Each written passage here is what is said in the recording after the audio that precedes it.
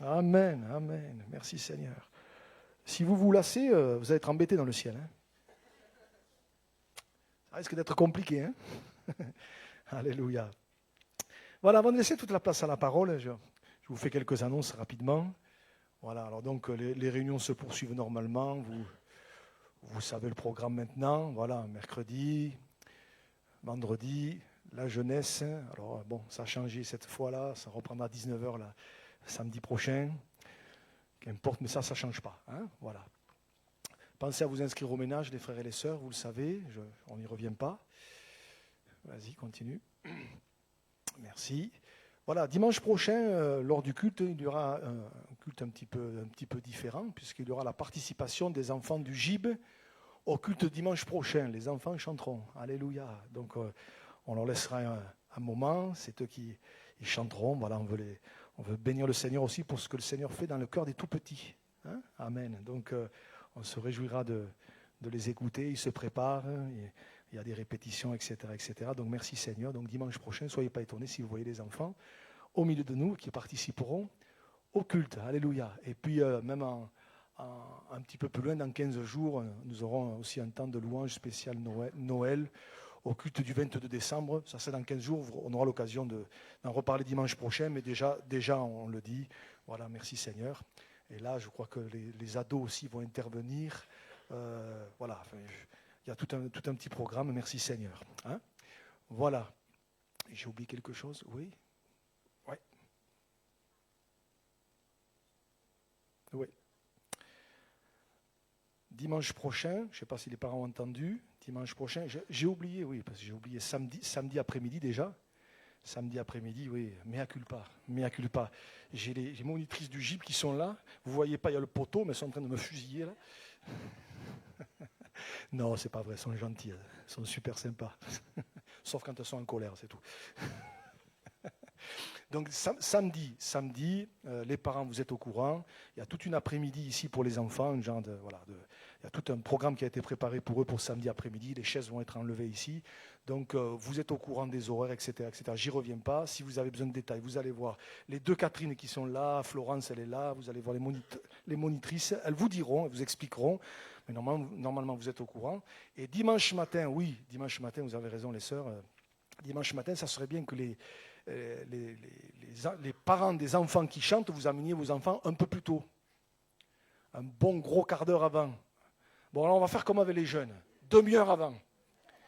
Comme ça, un quart d'heure, une heure avant, comme ça. Une heure avant, comme ça.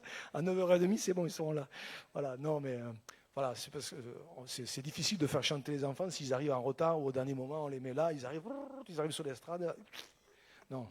Donc, elles se sont préparées, etc., etc. Donc, merci. Rendez-vous à 9h30 pour un temps de répétition. Comme ça, vous êtes sûr qu'au moins un quart d'heure avant, ils seront là. Mais voilà, je le dis avec un peu d'humour, mais c'est important. Voilà, on veut faire les choses bien, on veut essayer de les faire bien, le plus sérieusement possible. Donc, on est content que les enfants chantent, mais derrière, il y a un petit préparatif. Donc, voilà. Ça, en fait, c'est pour Patrick, ça, qu'on met tout petit comme ça. Hein. Voilà, merci, merci. Voilà, gloire à Dieu. Voilà, deux petites infos encore, avant que j'oublie. Pour ce mercredi qui arrive, notre sœur Ruth va faire une petite décoration de l'église. Tout est prêt, mais il faut installer. Donc, elle aurait besoin d'un coup de main de une ou deux personnes qui viennent l'aider mercredi matin. Alors, Ruth, elle est là, lève-toi. Voilà, non, mais bon. Voilà. Ruth, elle est là. Merci à notre sœur. Il va y avoir une décoration. Donc, elle aurait besoin d'une ou deux personnes. Donc, si vous êtes dispo mercredi matin, vous allez voir Ruth et vous lui dites, je suis dispo, je viens, dis-moi à quelle heure. 5h du matin, 5h30. Non, je ne pense pas quand même. Voilà, donc, vous allez voir notre sœur. Et je pense que c'est bien, c'est un travail collaboratif. C'est super. Voilà, donc... je n'ai pas oublié, Ruth. Voilà. Et puis, la dernière petite chose, bon, tant pis, je vais le dire maintenant, hein, parce qu'après, je ne reviendrai pas. Vous ne le direz pas. Hein. Aujourd'hui, c'est l'anniversaire d'une sœur à l'église. Voilà, c'est l'anniversaire d'une sœur.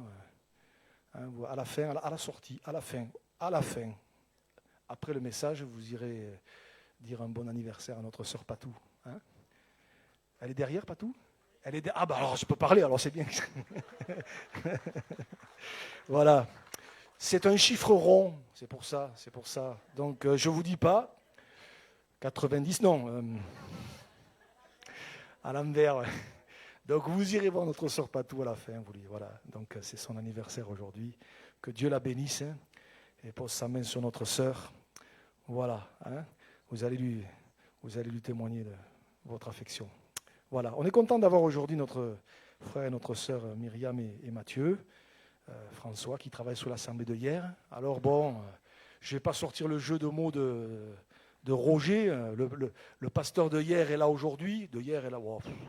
Roger, quand même. Mais ça, c'est Roger, ça voilà, hein. Mais hier, le pasteur de hier était là hier quand même, hein, à la jeunesse. Donc bon, on a dû te la faire 150 fois celle-là, mais bon. Voilà. Donc on est content d'avoir Mathieu et Myriam avec nous. Ils servent le Seigneur depuis 7 ans bientôt sur l'assemblée de hier. C'est pas très loin, donc on est content de les avoir avec nous.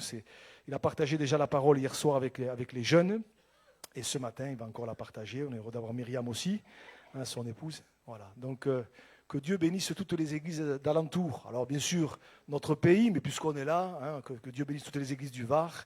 Hein, donc merci Seigneur, que Dieu bénisse hier. Ils sont rentrés il y a pas longtemps dans leurs nouveaux locaux. Locaux. Moi et le français. Bon, bref, locaux. Des fois, je suis un peu locaux, mais bon, ça, c'est autre chose. Voilà. Je suis en forme, ça. Voilà, donc, si vous n'avez pas vu le nouveau local, vous allez... j'y suis arrivé. Vous pouvez aller ailleurs, je ne vous dirai rien. Voilà, vous pouvez y aller. Un super local. Que Dieu vous bénisse dans votre assemblée. Allez, je te laisse la place. Le micro est là. Hop. Pensez à éteindre vos téléphones. Hein.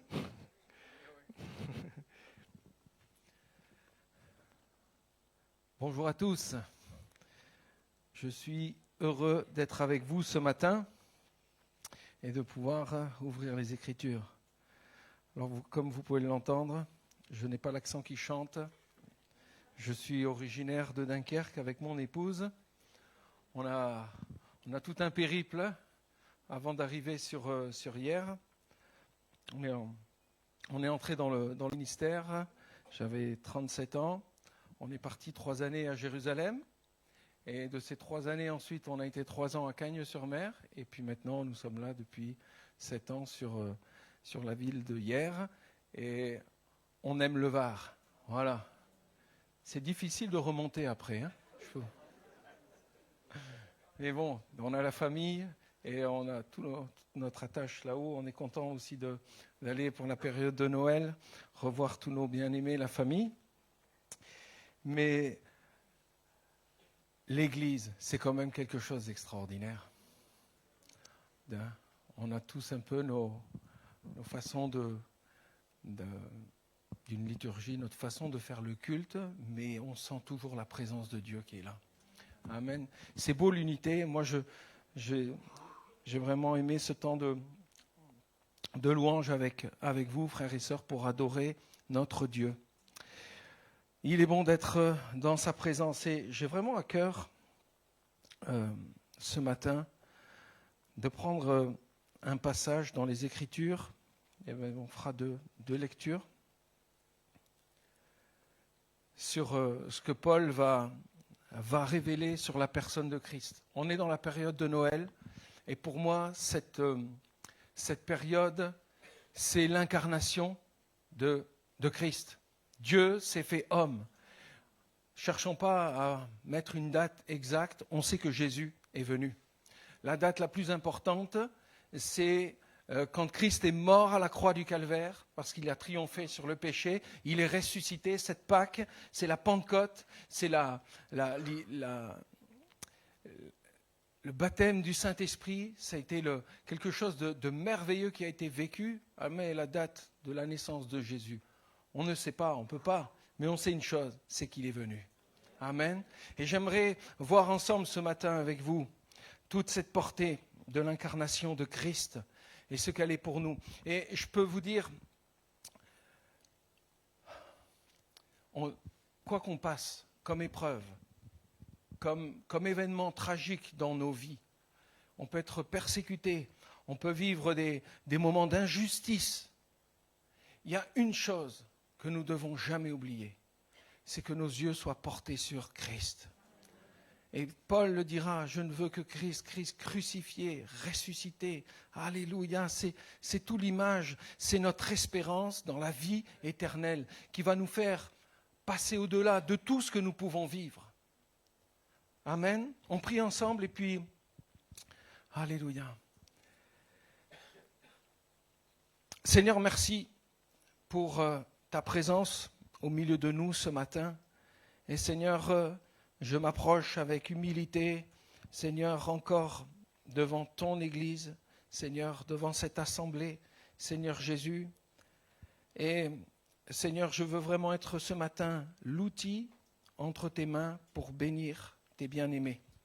Seigneur, sers-toi de ta parole, parce que c'est ta parole qui est la vérité, c'est sur elle que l'on s'appuie.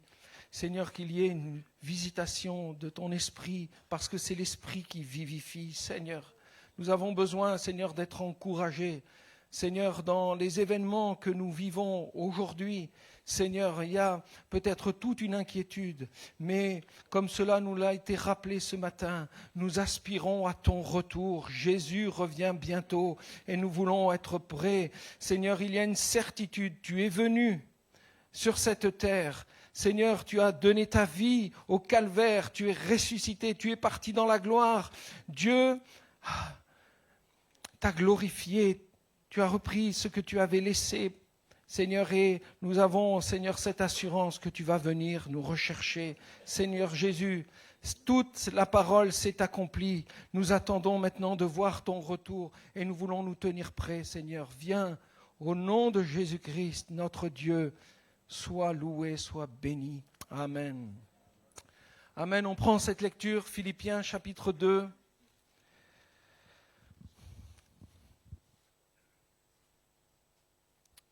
Ce que j'aime, c'est que Paul, ici, il va exhorter sur une attitude que nous devons avoir dans le quotidien, dans la communion fraternelle, avec nos frères et sœurs, en prenant l'exemple de Christ. Christ restera toujours notre exemple. Amen. Si donc il y a quelque consolation en Christ, s'il y a quelque soulagement dans la charité, s'il y a quelque union d'esprit, s'il y a quelque compassion et quelque miséricorde, rendez ma joie parfaite, ayant un même sentiment, un même amour, une même âme, une même pensée.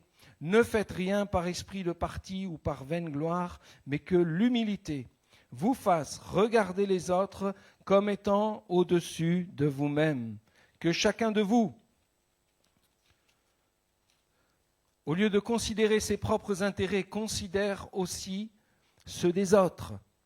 Ayez en vous les sentiments qui étaient en Jésus-Christ, lequel, existant en forme de Dieu, n'a point regardé comme une proie à arracher d'être égal avec Dieu, mais s'est dépouillé lui-même, en prenant une forme de serviteur, en devenant semblable aux hommes, ayant paru comme un simple homme, il s'est humilié lui-même, se rendant obéissant jusqu'à la mort, même jusqu'à la mort de la croix.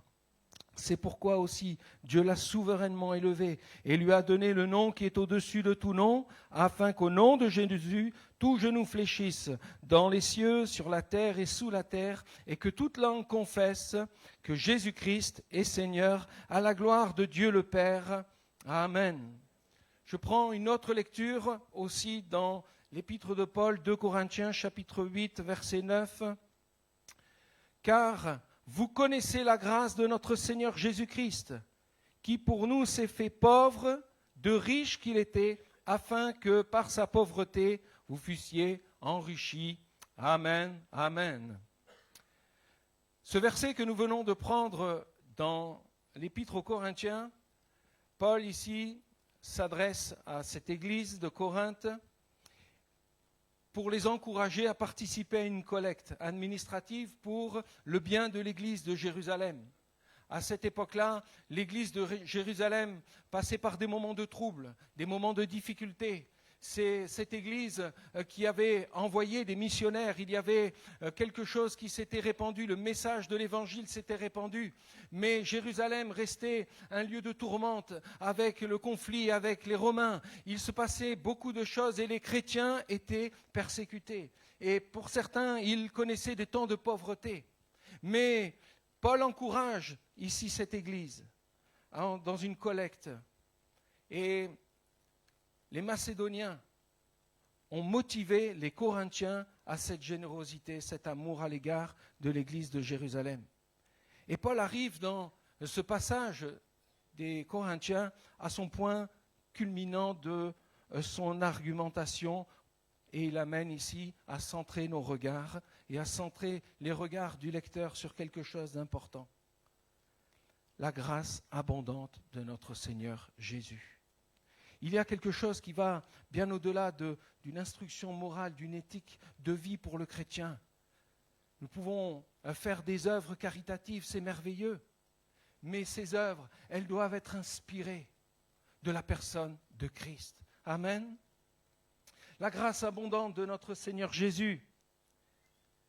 Christ, bien qu'il était riche, s'est fait pauvre à cause de nous, afin que nous devenions riches de sa pauvreté. Sa gloire, sa divinité éternelle, préexistante, il était en possession de toute richesse spirituelle. Il a renoncé volontairement à ses richesses, il a embrassé la pauvreté de la vie et de la mort en tant qu'être humain. Et nous qui étions dépourvus de la faveur de Dieu, nous qui étions loin de cette bénédiction, nous pouvons être enrichis de la justice même de Dieu et maintenant. Amen. Plus que de la générosité, ce verset nous parle de l'incarnation du Fils de Dieu. Les richesses de Christ et sa pauvreté. Mais quel est le but de ce que Paul voulait ici apporter? Les richesses de Christ. Regardons à cela ce matin. De riche qu'il était. Littéralement, quand on prend dans le grec, on le traduit comme ceci, étant riche. Ce n'est pas qu'il est devenu riche, il était riche de toute éternité. C'est dans une pensée de continuellement. Il était dans cette richesse. C'est la conjugaison qui est employée, le terme qui est employé ici, exprime vraiment en grec une action qui est continue, Il ne s'arrête pas. Il était riche. Aujourd'hui, quelqu'un peut devenir riche matériellement, mais cette richesse, en peu de temps, elle peut disparaître.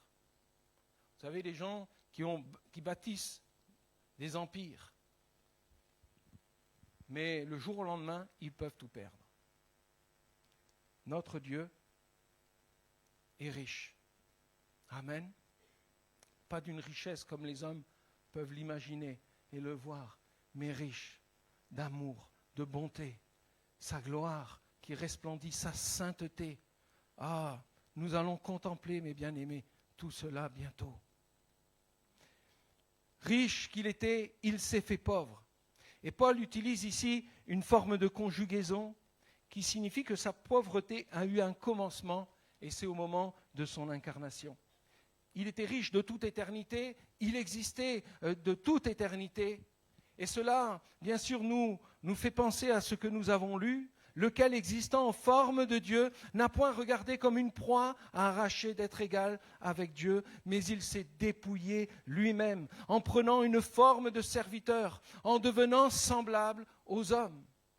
La grâce de l'incarnation, elle est là pour nous ce matin. Ça nous parle de l'humilité de notre Dieu, de l'humilité de Jésus-Christ qui est venu jusqu'à nous. J'aime ce terme qui est employé parce que plein de fois, je le lisais, je ne comprenais pas. Comme une proie arrachée d'être égal avec Dieu. Jeune lecteur de la Bible, j'étais souvent, mais ça veut dire quoi ? Alors il faut triturer le texte, il faut réfléchir. Mais en fait, c'est pas celui qui est attaché à son trône, qui est là, et comme on l'aurait pris violemment pour lui dire, allez, sors de là, et va rejoindre l'humanité.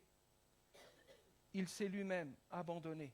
Il n'a pas été comme obligé de regarder, à conserver, à saisir, à garder cette gloire, mais il l'a abandonnée pour nous, pour venir jusqu'à nous. Et de sa propre volonté.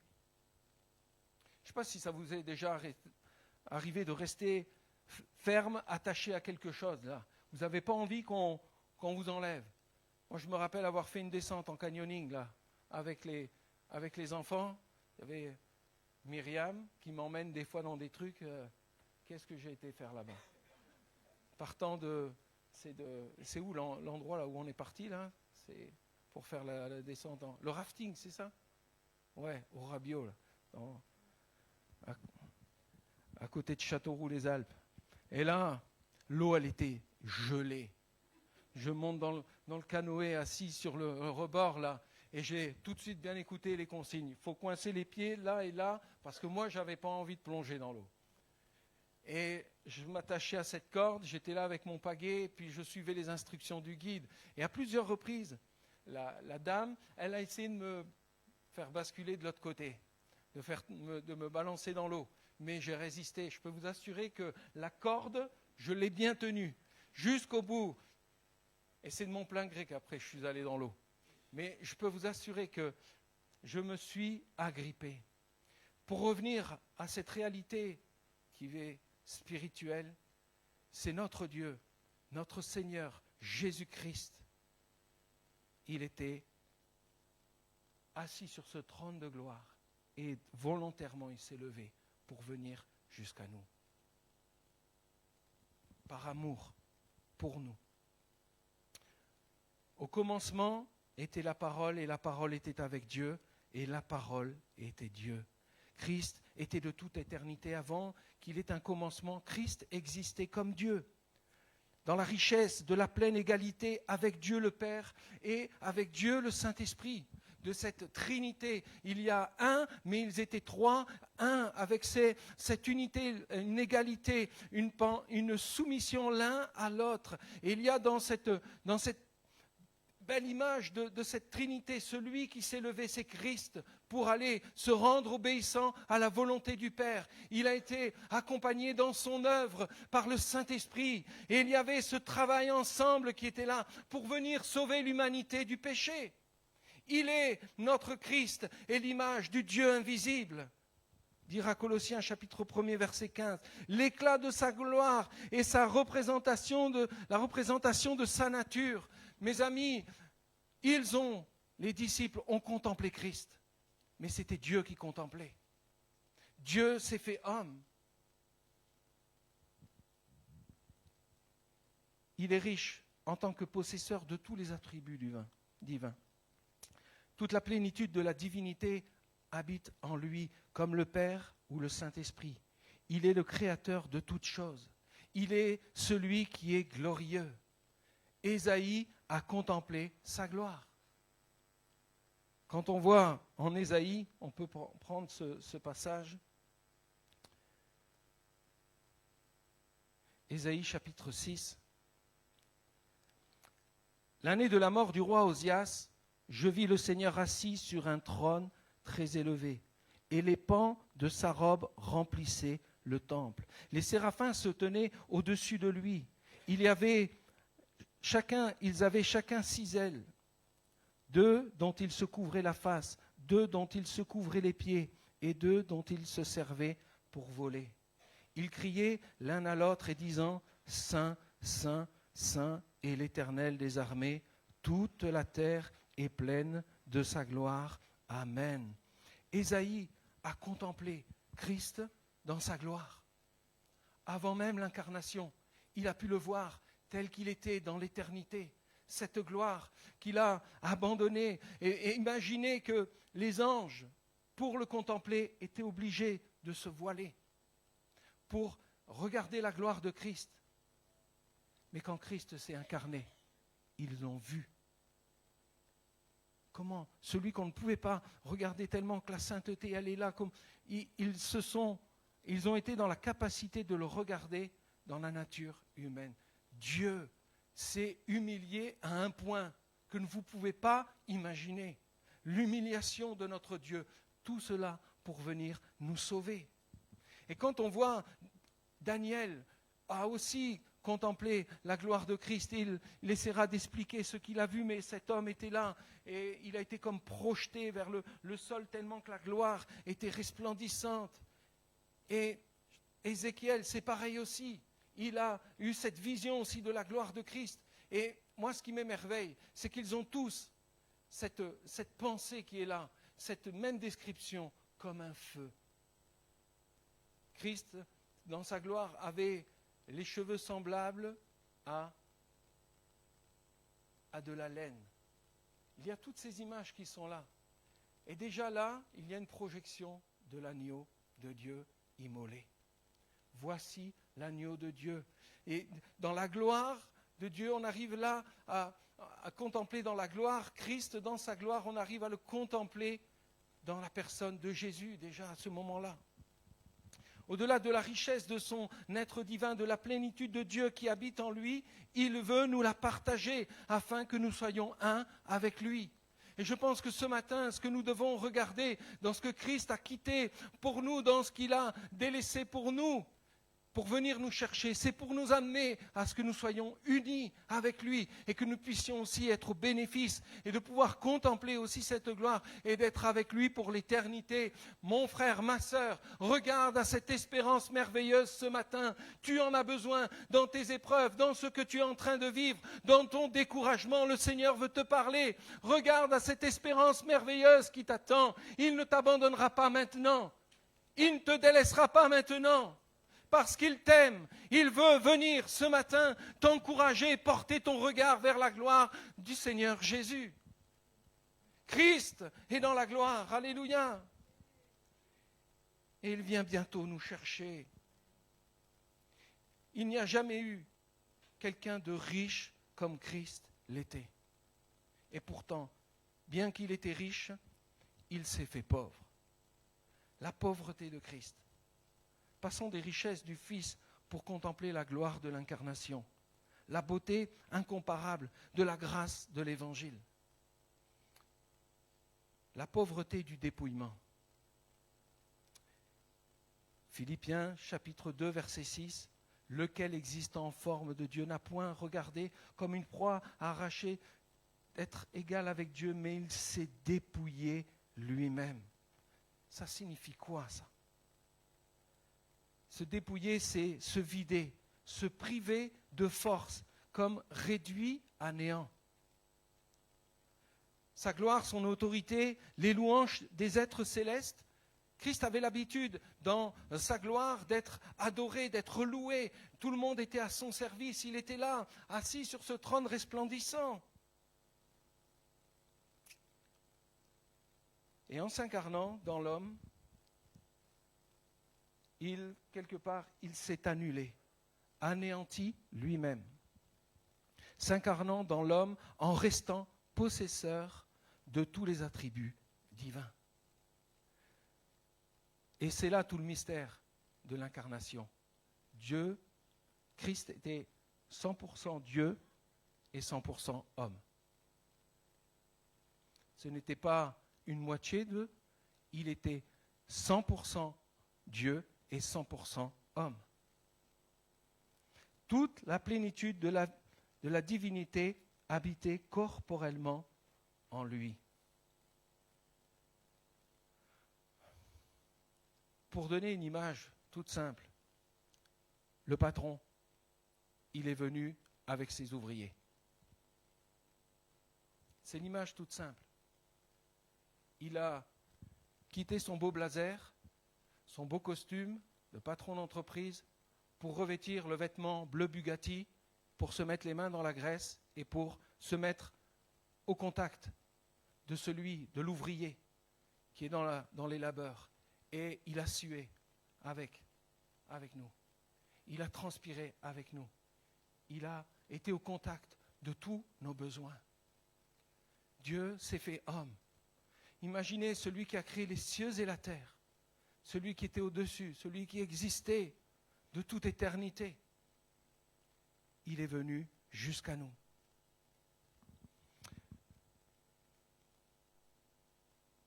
Il n'est pas devenu pauvre en cessant d'être ce qu'il était.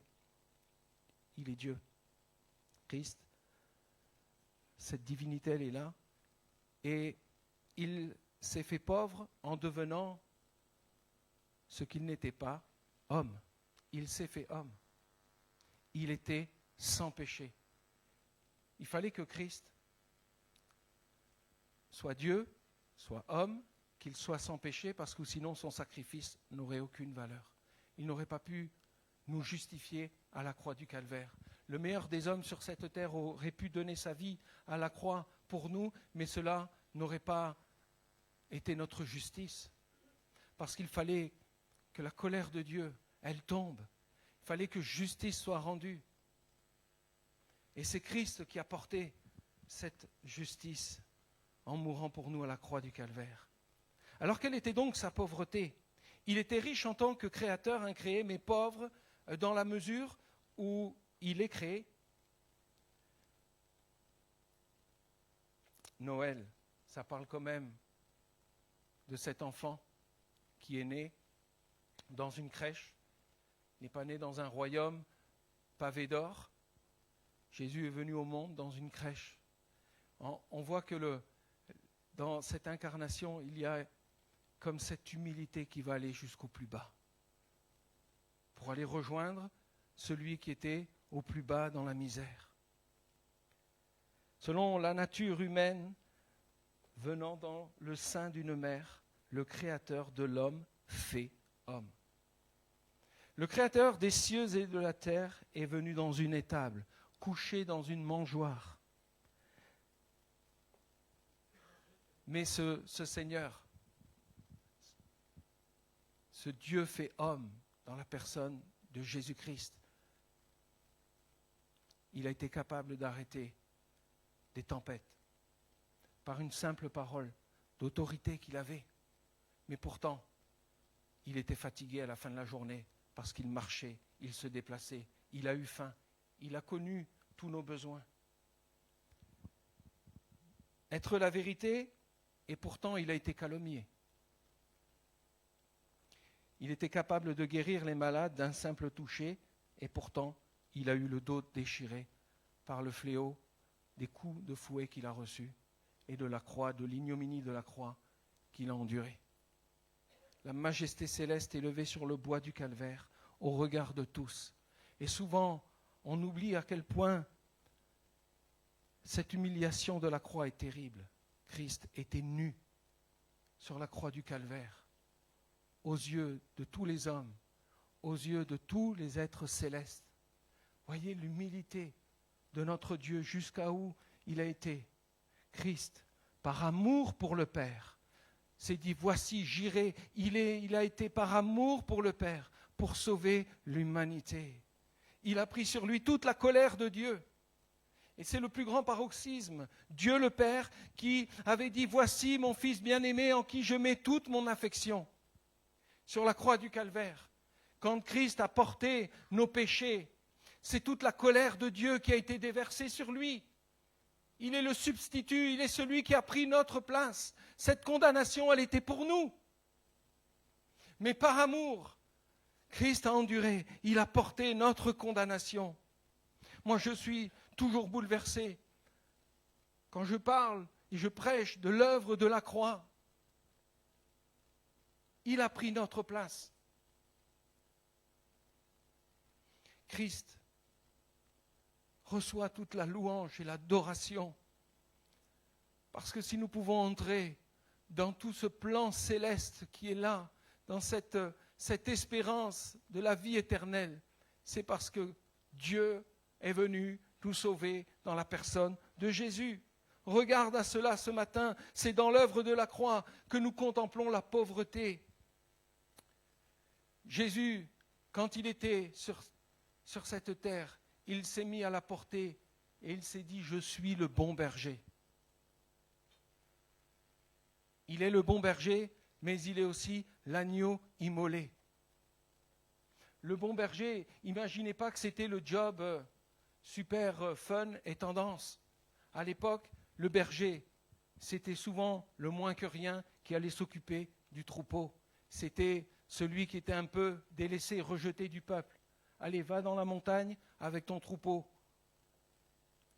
Il y avait comme une image qui était dégradante pour celui qui était berger. Devant la gloire des hommes, devant la gloire qui était là où les hommes se pavanaient, lui, Christ, a pris l'image du bon berger.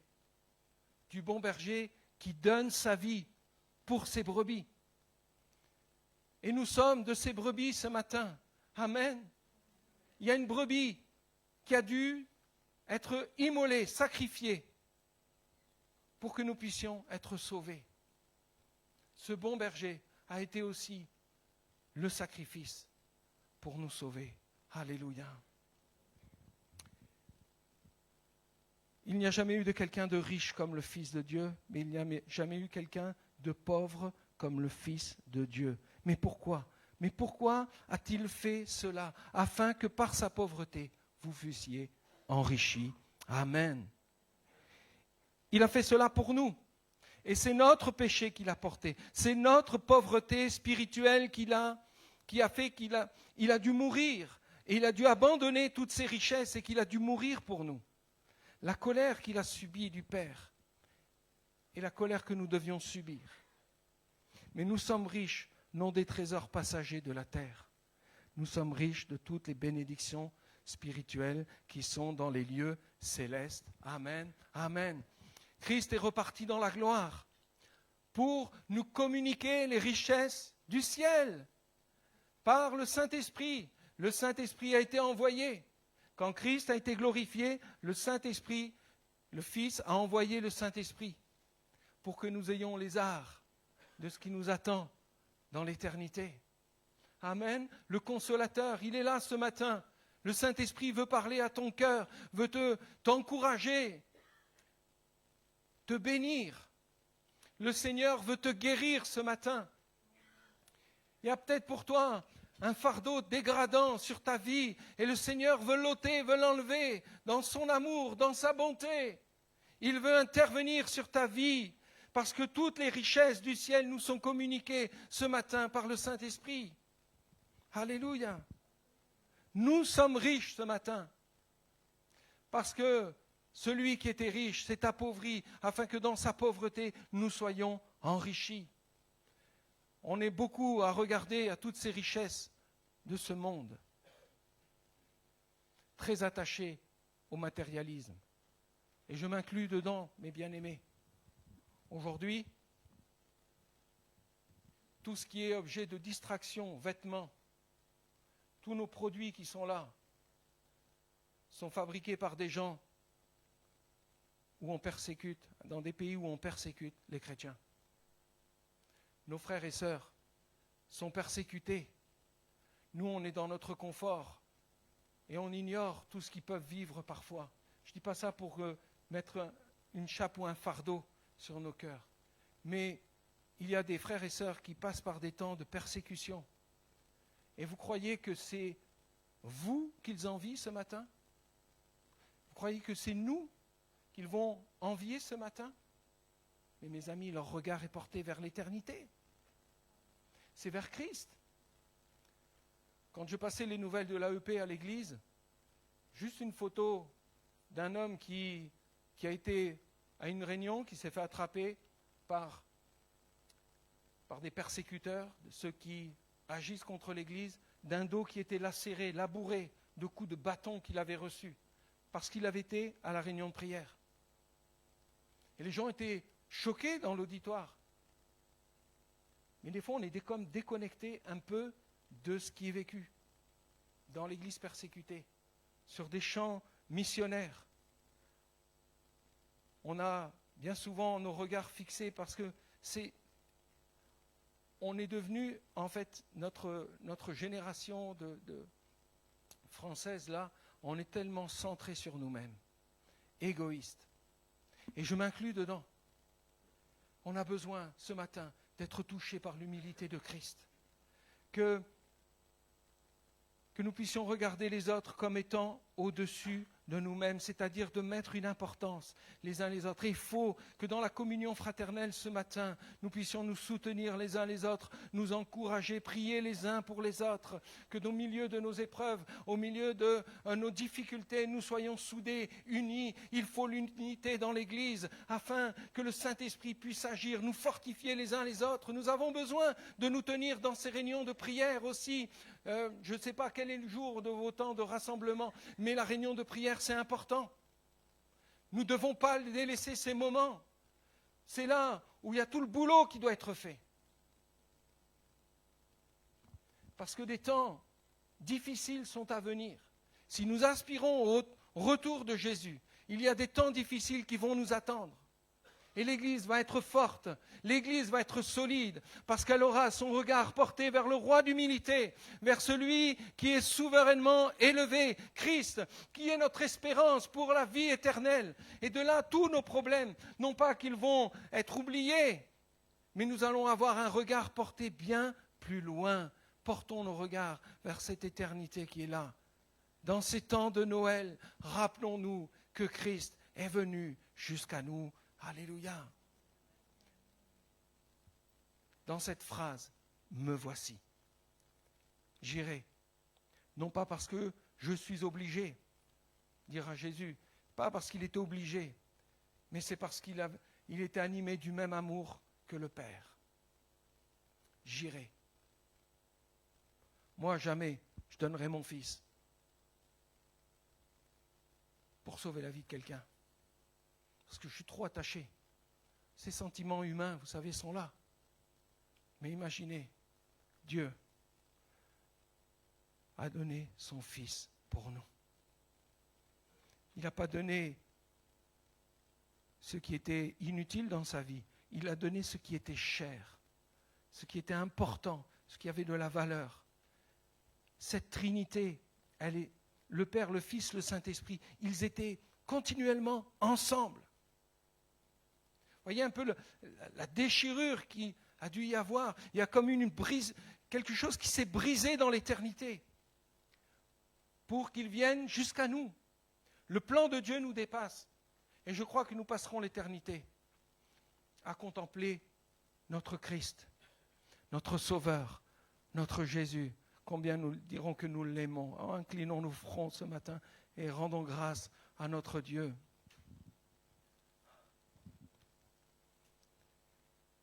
Jésus,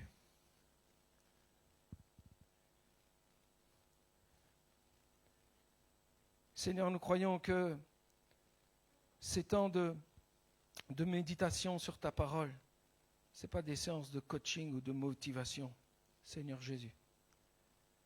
Seigneur, nous saisissons notre misère, nous saisissons nos faiblesses, nos manquements, Seigneur, ce matin. Seigneur, nous réalisons combien parfois nous sommes, Seigneur, incrédules. On manque, Seigneur, de zèle. Seigneur Jésus, on veut analyser à nos vies, Seigneur. Et Seigneur, et nous reprendre encore ce matin. Seigneur, donne-nous, je te prie, Seigneur Jésus, de renouveler nos cœurs. Que le Saint-Esprit renouvelle nos pensées encore ce matin. Seigneur, je te prie que l'œuvre de la croix, que ce que Christ a accompli pour nos vies, Seigneur, ne nous quitte jamais. Seigneur, moi je veux regarder à toi, Jésus. Je veux encore contempler l'œuvre parfaite de Christ. Oh Seigneur, je ne me lasse pas de la prédication de la croix. Je ne me lasse pas, Seigneur, de prêcher ta venue et de prêcher ton retour parce que tu reviens, Seigneur. Non, je ne veux pas me décourager ce matin. Je te prie pour mon frère, pour ma sœur qui passe par des temps d'épreuve, par la maladie, par le deuil, par peut-être des séparations dans les foyers qui l'entourent. Seigneur, d'un chagrin, d'une tristesse qui est là, d'un découragement, je te prie de l'encourager. Seigneur Jésus, fais du bien à son âme ce matin. Bénis, Seigneur, bénis ton Église, je te prie, Seigneur. Et nous voulons porter nos regards vers toi, Jésus, et encore te contempler, Seigneur, dans la louange et l'adoration. Reçois la louange et l'adoration de nos cœurs. Nous t'aimons, Jésus-Christ, notre Dieu et notre Sauveur. Alléluia. Amen.